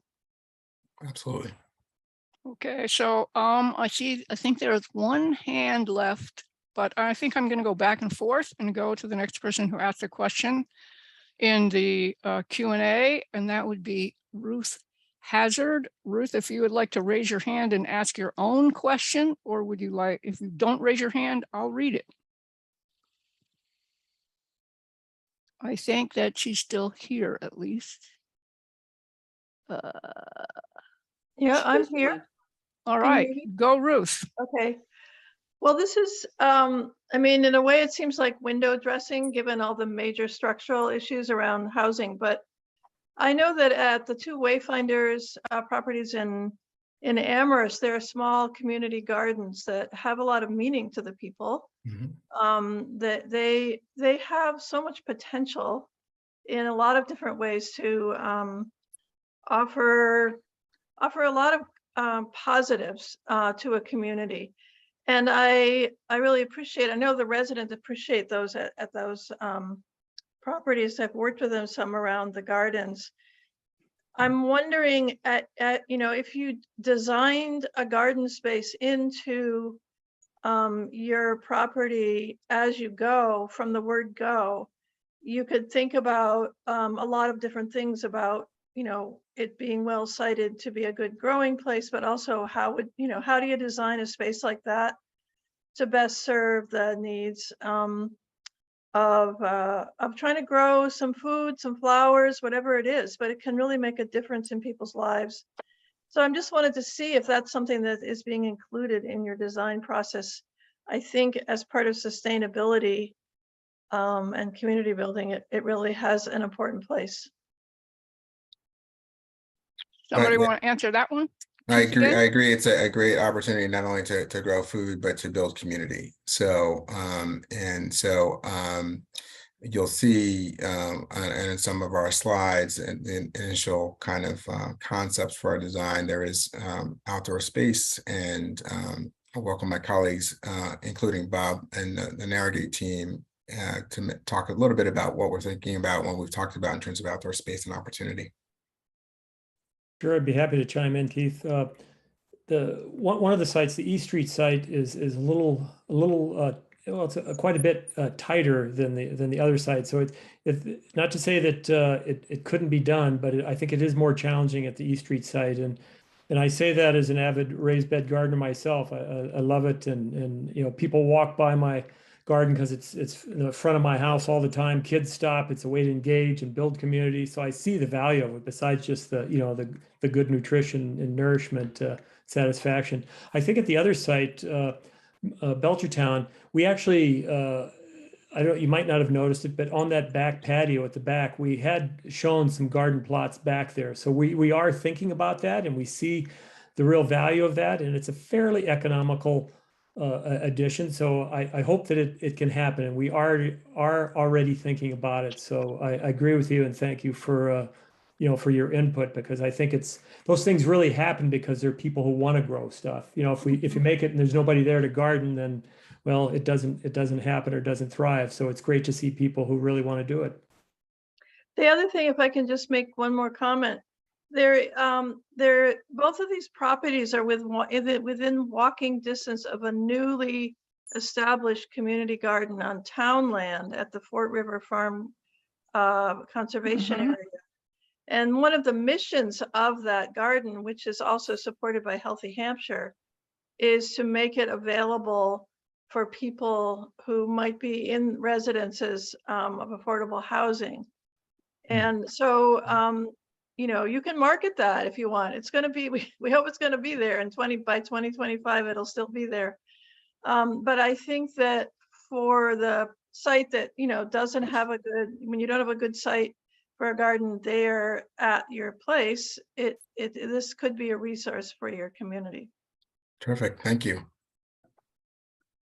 The next hand I see in the attendees is Lydia Vernon Jones. Would you like to ask your question? Yes, sure. Unfortunately, I put it in the chat. I missed the Q&A spot, but whatever. I'm pleased to see the solar panels going up on the proposed new places. I'm wondering who is going to benefit from that solar besides the planet? Who's financially benefiting from that? Will the tenants, will wayfinders, will the trust, who?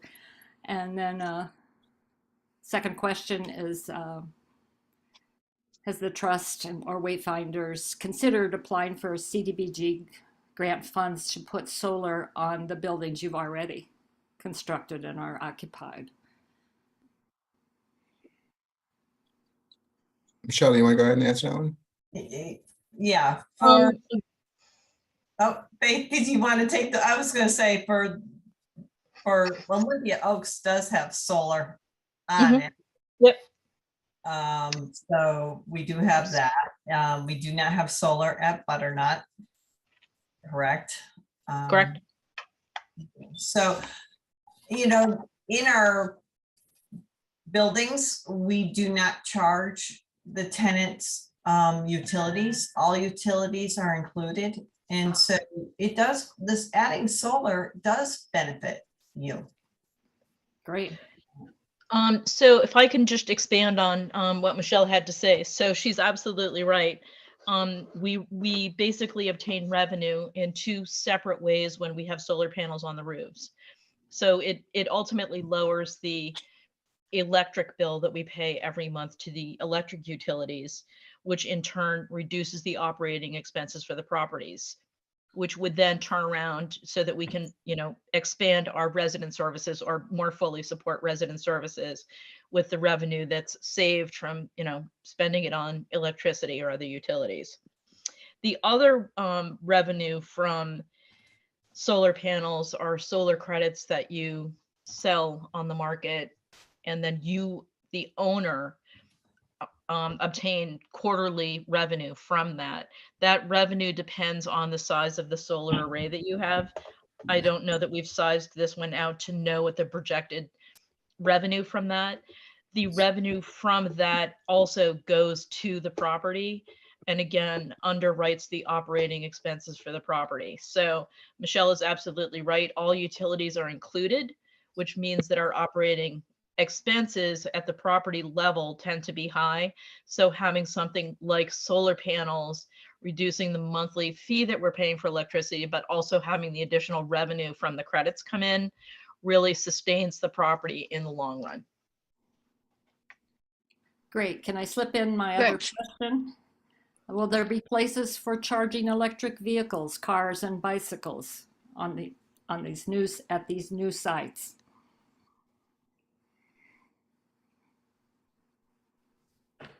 Maybe I can jump in here again.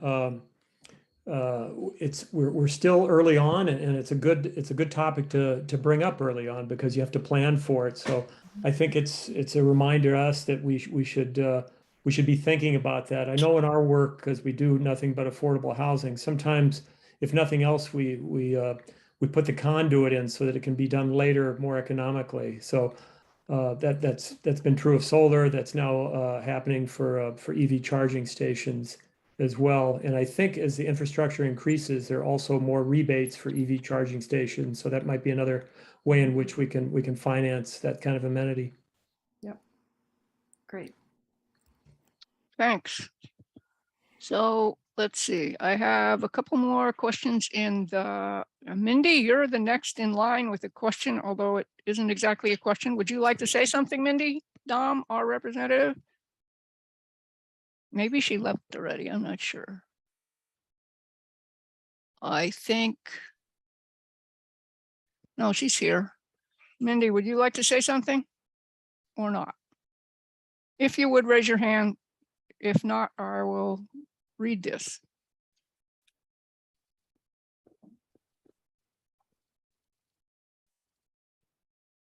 Thank you, Carol. I'm really just listening and feeling extremely proud of my community. I think really, and I'm including Wayfinders because not only are they working in our community, but Keith lives in our community. So I just want to shout him out completely. I really want people to appreciate that when a program like RAFT, I don't even know what the multiplier is in terms of how much bigger it got during COVID. But Wayfinders, was our go-to folks for people in Western Mass to make sure that people were getting the resources they need. And they did it seamlessly, almost effortlessly, although I'm sure it wasn't effortlessly. And I also, since you gave me the floor, Carol, I'm going to say, I really want to thank the members of the trust. I think you're doing incredible work. John, I'm so glad you're here tonight so that we can always shout you out as much as possible. But I remember when I first got elected, which is now like 4 years ago, I think that was when we were having the visioning meetings in the community about East Street. So that gives me a good sense of how long things take. And I hope we all act with urgency, but we all treat the organizations that are working so hard with a lot of patience and appreciation, because I really thank you so much. I'm very grateful to each of you as a member of this community for your hard work and commitment. Thank you, Carol. Thank you. Thank you, Mindy, for showing up in so many wonderful places all the time. It's great. Let's see. I think there is again a question from Hilda Greenbaum. Hilda, would you like to ask your question? If you would, please raise your hand.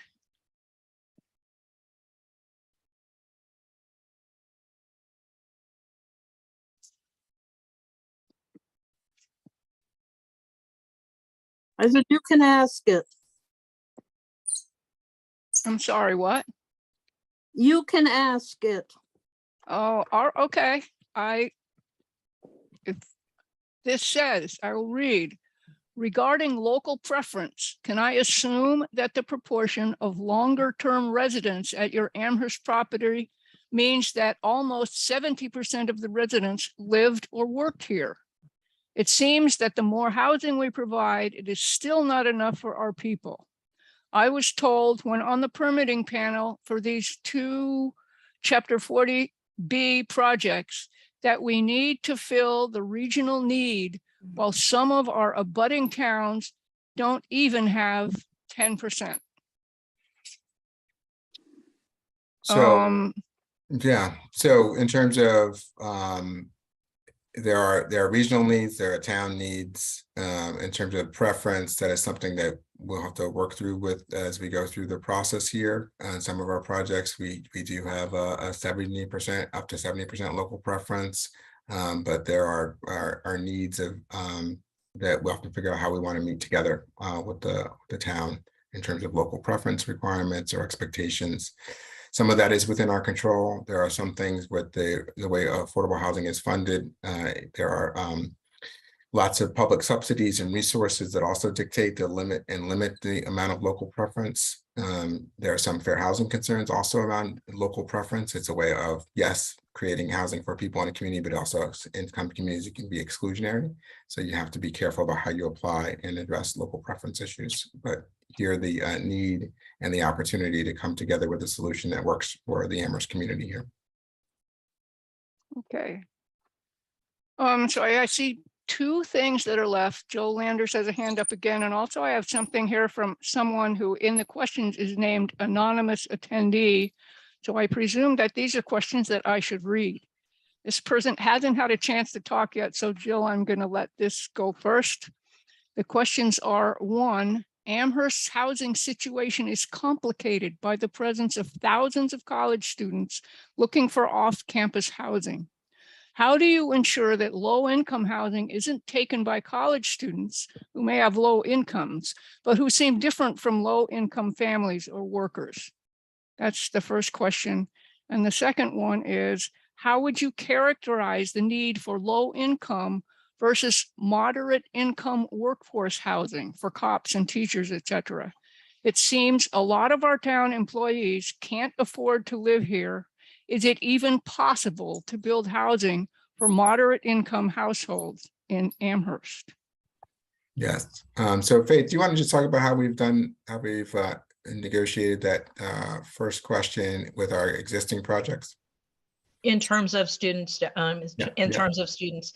So one of the things that's interesting about the funding sources for these two sites, the low-income housing tax credit program does restrict full-time students from being the only occupants of the units. So one, we don't market to the student population, but also there are restrictions. This is a program that was developed by the IRS or implemented by the IRS. And so they're one of the few restrictions for this type of housing is their student status. These units are not to be considered dormitories. So that's a very big part of our marketing effort and our screening effort as well. Great. And then the second part of that question was about the need for low-income housing versus moderate income housing versus workforce and so on. I mentioned at the outset that we work with the UMass Donahue Institute on a Greater Springfield housing study. And what we found in working with them and other community stakeholders on that study was that there is a great need across the spectrum, the income spectrum from low to median income in our communities. But what we in our second phase of our study, which was released last March, if you go to the Wayfinders website at the UMass Donahue Institute website, and I'm happy to put it in the chat here if I can act fast enough, or make it available to the trust to circulate the study. But we did look at where the real affordability needs are, and of course, the lower your income, the greater the need is. And when you look at it from an affordability standpoint, we have a significant need in the Pioneer Valley for extremely low-income units. But there is a need at the moderate and the median income as well. There's just not enough housing options. So when I talk about 11,000 unit housing supply gap, that's across the board. That's not just for low-income folks. That's across the board. We don't have enough housing options. And when you have that kind of market, what you end up having in many cases is folks who are of more median or higher income occupying housing that would be occupied by lower income folks, and then you drive up rents, and then you have the dynamics that you talked about with student housing, where people are renting, the students are renting by the bedroom door, or even someone told me yesterday by the bed, and it becomes a very difficult housing environment for anyone to afford. I know I moved to Amherst 7 years ago, looking to rent before I bought, and was lucky to find some place, but that place has a rent that is higher than my mortgage today. And that's because of the dynamics in our market that we all know very well. And so I've had good conversations with John and others about the need for UMass to build more housing on campus. Is a real need for advocacy from all of us. If you want to take action, that's something to ask UMass to do. Because the way the housing needs are being met are definitely distorting the housing market here in our community. But there is a need, and you'll see that this is a mixed income project, right? We have the 45 units that are low income or for very low income households. But then we also have workforce units that will be around 70% of AMI. Is that right, Diane? We're targeting there. There's often what they call the kind of the missing middle. There's not a lot of subsidy users for housing in that place, and people really struggle in that. And then we have a few market rate units as well to add to the market supply. So that's where we're doing more projects like that. And you talked about surrounding communities. Others talked about that. We have a project in our pipeline in South Hadley. We're building a project in Agawam as well. And we're also building more in Holyoke. So we're really trying to create more housing opportunity in various communities around our region. And many of you know, we also have a big portfolio already existing in Northampton with both older and newer projects there. Thank you, Keith. So I think we still have, I don't see any other questions. If Joe wants to ask one more question, I think this will be our last question of the evening before we wrap up. Joe, go ahead.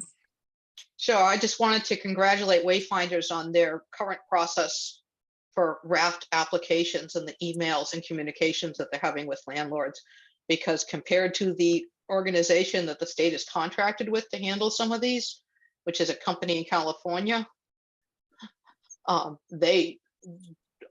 was on the phone with them today about the email templates that they're sending out that don't ask for direct deposit information, don't ask for agent authorization, don't ask for proof of ownership, and tell you that you can fill out a W-9 online at the state website, which you can't.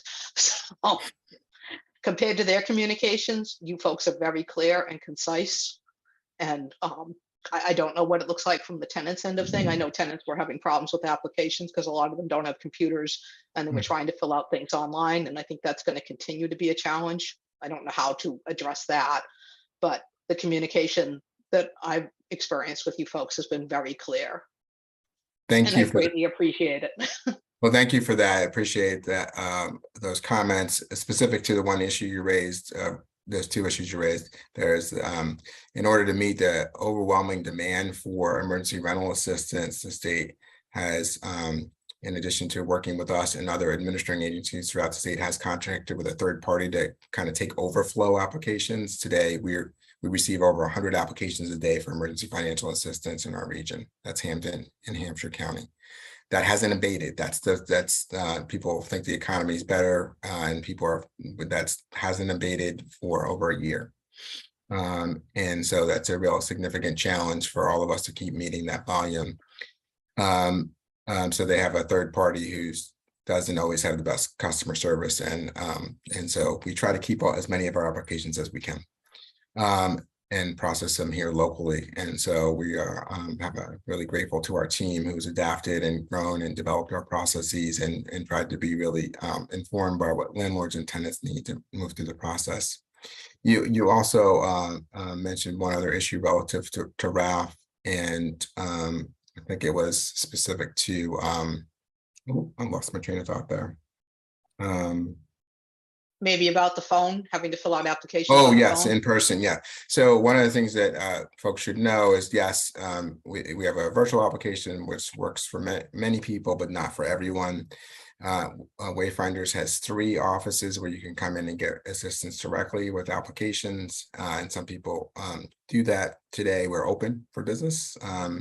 Monday through Friday. We have our headquarters in Springfield, but we also have an office in Northampton at our lumberyard project there on Pleasant Street, and then an office in Holyoke as well at our Library Commons new housing development project there, approximate the Holyoke Public Library.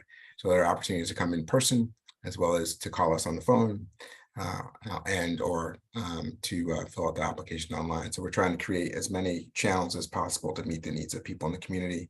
It's not perfect, but we're doing the best we can. Thank you, Keith.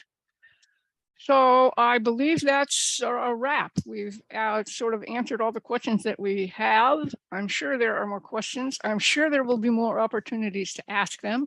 You can remind people again, if you haven't yet, to put your contact information in the chat. And if you do that, we will get you on the mailing list that the trust has. We send out at least announcements about what's going to be on the next agenda in time for you to come to our meetings if you want to.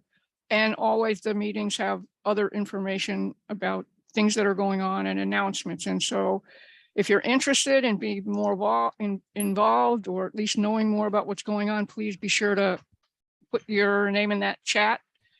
Thanks again to everybody, Wayfinders, for your great presentations, all of them, and all of you for all of your work. The trust members here and present and not present, present and old members who have helped out in getting this together and getting it to work out. And also to the Amherst League of Women Voters for supporting us, the Amherst Affordable Housing Coalition for bringing together people And this will be available on Amherst Media soon. I don't know exactly when soon is, but we'll keep it in mind. We'll let you know whenever we know when that is. Thank you very much for being here. And this is the beginning of a conversation. Keep it up. Let's go. Thank you all and good night.